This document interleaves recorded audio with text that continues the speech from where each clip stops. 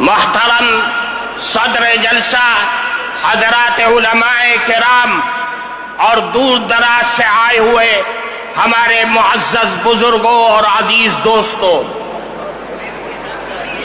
جمعیت علماء ہند کے تمام اغراض و مقاصد کو اگر کسی سانچے میں ڈھالا جا سکتا ہے تو تین چیزیں نکل کر کے سامنے آتی ہیں جس پر جمعیت علماء کی یہ بلند و بالا عمارت قائم ہے: نظام تعلیم اور نظام تبلیغ اور اصلاح معاشرہ۔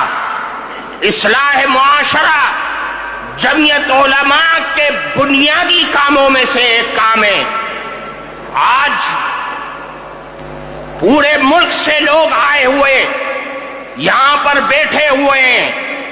حضرت صدر محترم کے حکم سے جمعیت علماء ہند کی طرف سے اصلاح معاشرہ کا نظام چلایا جاتا ہے۔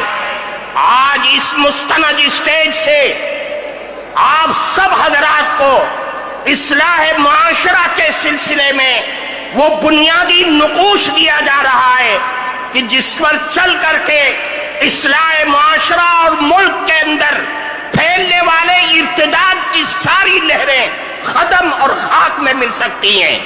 وہ بنیادی چیز یہ ہے کہ اصلاح معاشرہ سماج اور سوسائٹی کے اندر بھلائی اور بہترین نسل انسانیت پیدا ہونے کا واحد راستہ یہ ہے کہ ہم سب مل کر کے اپنی اولاد کی صحیح اور شرعی اعتبار سے تعلیم اور تربیت کریں۔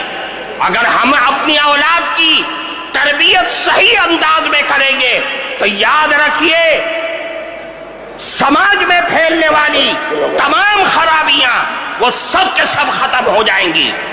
اللہ کے نبی جناب رسول اللہ صلی اللہ علیہ وسلم نے ارشاد فرمایا: ادبوا اولادکم علی ثلاث خصال۔ اے لوگوں، اپنی اولاد کی تربیت کرو اور تین عادتوں کی طرف متوجہ کرو اور تین عادتیں ان کے اندر پیدا کرو۔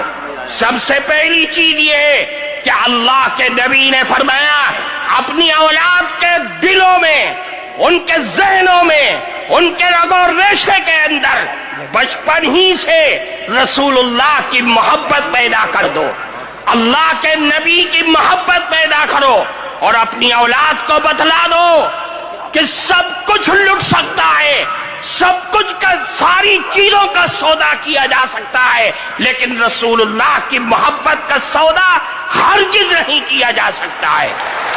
اللہ کے نبی کی محبت، اور یہ بچوں کے دل و دماغ میں اس چیز کو بٹھا دو کہ رسول اللہ کی محبت ہمارے ایمان کی معراج ہے، کمال ایمان کا مدار رسول اللہ کی محبت پر ہے۔ میرے بھائیوں، اللہ کی نبی کی محبت دنیا اور آخرت کی دولت ہے۔ میں آپ کے سامنے ایک اللہ کے نبی کی حدیث پیش کرتا ہوں۔ ترمذی شریف کے اندر روایت ہے، ایک گاؤں کے ایک صحابی اللہ کے نبی کے پاس آئے اور فرمایا: اے اللہ کے نبی، متی الساعہ، قیامت کب آئے گی؟ حدیث میں ہے کہ اللہ کے نبی نماز کے لیے جا رہے تھے، کوئی جواب نہیں دیا، نماز پڑھائی، سلام پھیرا اور پلٹ گئے۔ فرمایا: من السائل، کون ہے سوال کرنے والا جو یہ سوال کر رہا تھا کہ قیامت کب آئے گی؟ سوال کیا تھا کہ قیامت کب آئے گی۔ اللہ کے نبی نے پلٹ کر کے ان سے سوال کیا کہ یہ بتلاؤ کہ ما اعددت لہا، تم نے قیامت کے لیے تیاری کیا کر رکھی ہے؟ وہ صحابی تھے، صحابی کے جو دل میں ہوتا ہے وہی زبان پر ہوتا ہے۔ صحابی نے کہا: اے اللہ کے نبی، ما اعددت لہا لا کبیر صلاۃ ولا صوم الا انی احب اللہ ورسولہ۔ اے اللہ کے نبی، میرے پاس کوئی نمازوں کا پٹارا نہیں ہے، روزوں کا انبار نہیں ہے، لیکن ایک دولت میرے دل میں بس رہی ہے کہ میں اللہ اور اس کے نبی سے بے پناہ محبت کرتا ہوں۔ اللہ کے نبی نے فرمایا، اے لوگوں، یہ اللہ کے نبی کا جواب لے کر کے یہاں سے جانا۔ اللہ کے نبی نے فرمایا کہ اے سوال کرنے والے سنو، قیامت تک آنے والی نسل انسانیت سنو۔ فرمایا المرء مع من احب وانت مع من احببت۔ یاد رکھو، آج دنیا میں جو آدمی جس سے محبت اور دل کا لگاؤ پیدا کرے گا، قیامت کے دن بھی وہ اسی کے ساتھ اٹھے گا، اور تم نے جس سے محبت کا دعویٰ کیا ہے، قیامت کے دن بھی تم اسی کے ساتھ ہوگے۔ اس حدیث کے راوی حضرت انس رضی اللہ تعالی عنہ فرماتے، صحابہ کرام اس جملے کو سن کر اتنا خوش ہوئے کہ میں نے اسلام کی زندگی میں کبھی بھی صحابہ کرام کو اتنا خوش ہوتے ہوئے نہیں دیکھا تھا۔ میرے بھائیوں، رسول اللہ کی محبت ہمارے لیے بنیاد ہے۔ ہم سب کچھ لٹا سکتے ہیں، لیکن رسول اللہ کی محبت کا جنازہ، اس کا ایک حرف بھی اپنے دل سے نکال نہیں سکتے، اپنی زندگی سے نکال نہیں سکتے۔ فرمایا دوسری چیز، اہل بیت کی محبت۔ بچوں کے دل میں رسول اللہ کے گھر والوں کی محبت ان کے دل کے اندر ڈال دو۔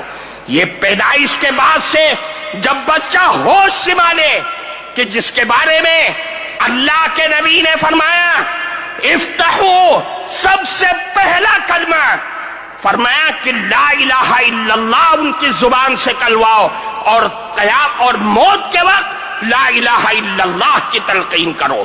پھر فرمایا آخری چیز وہ تلاوت القرآن الکریم، قرآن کریم کی تلاوت، قرآن کریم کے الفاظ سے محبت، قرآن کے حلال کو حلال اور قرآن کے حرام کو حرام اپنے بچوں کی زندگی کے اندر بھر دو کہ میرا قرآن، میرا اللہ مجھے یہ کہتا ہے، مجھے اس بات کی دعوت دیتا ہے۔ میرے بھائیوں، قرآن ہماری زندگی کا دستور ہے، قرآن ہمارا آئین ہے، آئین شریعت ہے۔ قرآن کو لازم پکڑنا ہوگا۔ یہ جمعیت علماء کے اسٹیج سے آپ کو دعوت دی جا رہی ہے۔ اللہ کے نبی نے فرمایا الا انہا ستکون فتنہ، اے لوگوں آگاہ ہو جاؤ، فتنے آئیں گے، آزمائشیں آئیں گی، بلائیں آئیں گی، دنیا کی بھی آئیں گی اور آسمانی بھی آئیں گی۔ صحابہ کے کلیجے ہل گئے۔ فرمایا اے اللہ کے نبی مل مخرج منہا یا رسول اللہ، ان فتنوں سے نکلنے کا راستہ کیا ہوگا؟ اللہ کے نبی نے فرمایا کہ قرآن ہے، قرآن ہے۔ کیوں؟ فیہ نبأ من کان قبلکم وخبر ما بعدکم وحکم ما بینکم، یہ قرآن ہے جس میں تمہارے پچھلے لوگوں کے حالات کی بھی اطلاع ہے، تمہارے بعد میں آنے والے لوگوں کی بھی خبر ہے، اور تمہارے جھگڑوں کا فیصلہ بھی اسی قرآن میں موجود ہے۔ اس لیے میرے بھائیوں، قرآن پکڑو، حالات کو سدھارو۔ یہ مسائل، یہ الجھنیں، یہ پریشانیاں، یہ ہمارے آفتوں اور مصیبتوں کی وجہ سے آ رہی ہے۔ میں آپ کو ایک بات کی طرف توجہ، ہمارے بڑے پریشان تھے کہ دنیا نشہ کر رہی ہے، دنیا سٹے اور جوئے کھیل رہی ہے۔ آج جو سب سے زیادہ حالات ہیں وہ سود کی بیماری ہمارے اندر جنم لیتی جا رہی ہے۔ اور سود بھی کیسا؟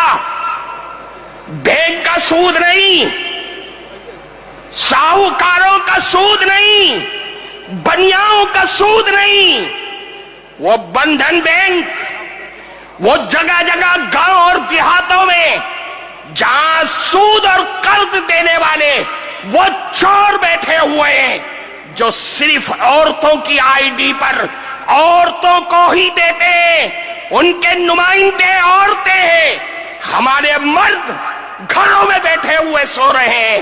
میرا کون سا کلیجہ ہے کون سا ہمارا دل ہے جو اس بات پر راضی ہوتا ہے کہ میری جوان بیٹی، میری جوان ماں، میری جوان لڑکی ان غیروں کے آفسوں میں جا کر کے قرض لے کر کے آتی ہے اور میں سارے ہفتے اس قرض کی قسط چکانے میں لگ جاتا ہوں.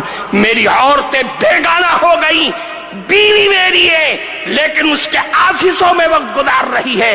ہماری سوچ اور فکر پر لعنت ہے ایسی. اس لیے میرے بھائیوں سوچو اور سود سے نکل کر کے باہر آؤ. اصلاح معاشرہ کو ہر گاؤں، ہر گلی، ہر مسجد کے حلقے میں اس کو پروان چڑھاؤ تاکہ میری قوم ان لعنتوں سے باہر آ سکے.